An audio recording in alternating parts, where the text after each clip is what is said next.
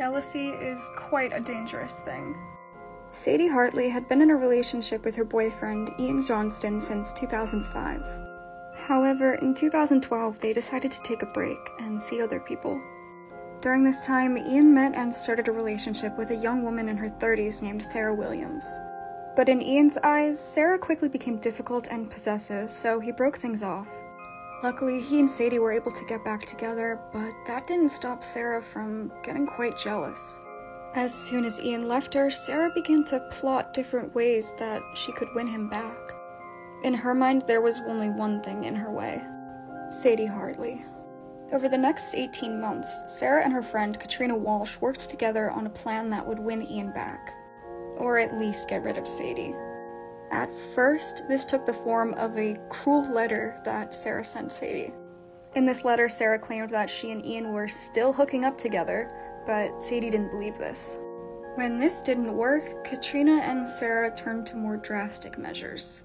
First, they bought a tracker which they placed on Ian's car so that they could know his location at all times. Once they had Ian's address, they went by his house several times to stalk him, even buying a second-hand car with fake license plates so that they could cover their tracks.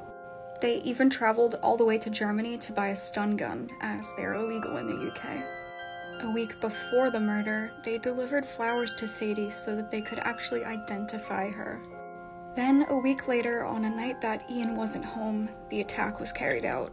Sarah and Katrina entered the home, stunning Sadie with a cattle prod and stabbing her 41 times with a knife. They had worn shoes several sizes too big in order to confuse and throw off police. But that didn't work. Police found Sadie's body the following day when one of her employees reported her missing. It was not long after that Sarah was suspected, and she was soon arrested. Katrina was arrested for her involvement the following day. Police grilled the two for quite some time, and despite their suspicions, there was no actual definitive proof that it was them quite yet. That was until they found the diaries. In her meticulous plotting, Sarah had been writing down their plans in her diary the entire time. After a 7-week trial, they were both found guilty of murder and sentenced to a minimum of 30 years.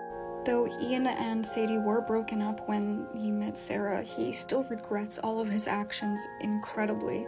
I cannot imagine the guilt that he faces every day. So please be respectful to him in the comments.